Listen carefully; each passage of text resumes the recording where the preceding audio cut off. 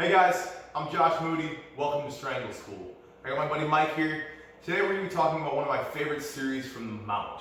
Okay, using an Americana to set up a couple other cool techniques. Let's have a look at it. All right.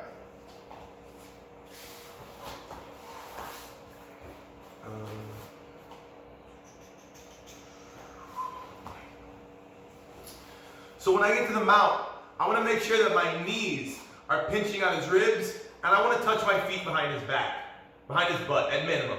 You can cross your whole ankle. Sometimes people they'll do grapevines and lots of stuff that I can be doing here. But at minimum, I want my feet close enough that they touch his butt. That way I take away all the space, and it's not really easy for him to escape the mount. I'm going to take both of my hands, I'm going to put them on one of his forearms. I'm going to use my thumbs for this, because thumbs are for pushing, no thumbs for pulling. That's your rule, thumb. I'm going to put my weight on this, okay? Instead of pushing with my arms, I'm actually just going to take my head forwards, and that will drive my weight onto his arm until it collapses. I'm going to put my elbow on the floor. I'm going to reach underneath his elbow, and I'm going to grab my own wrist. So I'm grabbing his wrist, I'm grabbing my wrist. This is a key lock. I'm going to suck my elbows in super tight, and I'm going to slowly drag his elbow down to his rib cage. When your elbow runs into your knee, you can slide your knee out a little bit and bring it even further. And if he doesn't tap there, now I start to pick my elbow up off the floor and I start to paint the ground with the back of his hand. Okay? I pull it in tight, I pick my elbow up and I paint the ground with his elbow for your Americana.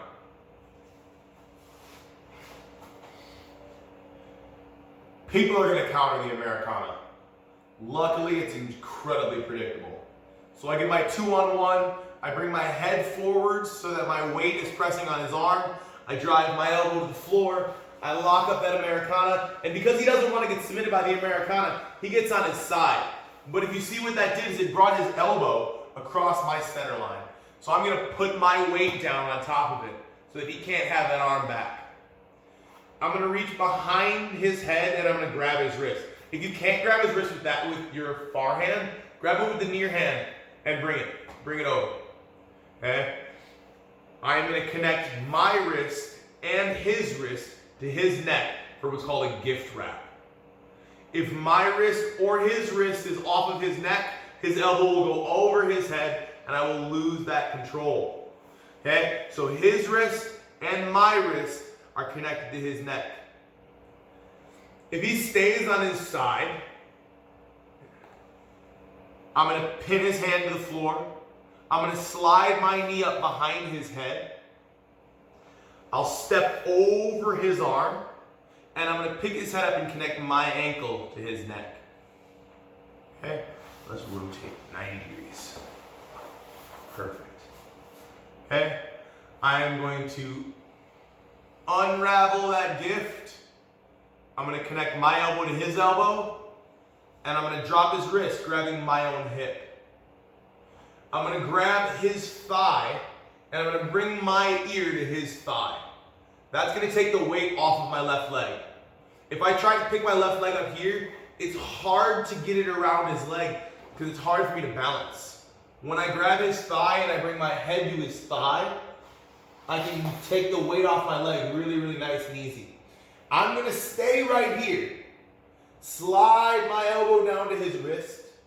Pinch my knees together. And super important, curl my heels to my butt. What that does is it straightens out his neck and it locks out his shoulder. If I stay out here and I try and pull on this, it can be tricky.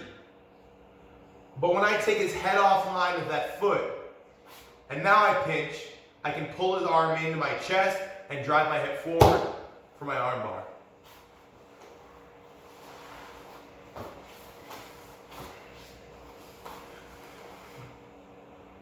Thumbs, 2-on-1. I drive him to the floor. I start to look to set up my Americana, but his elbow comes across my body. He brought in reinforcements to defend his arm.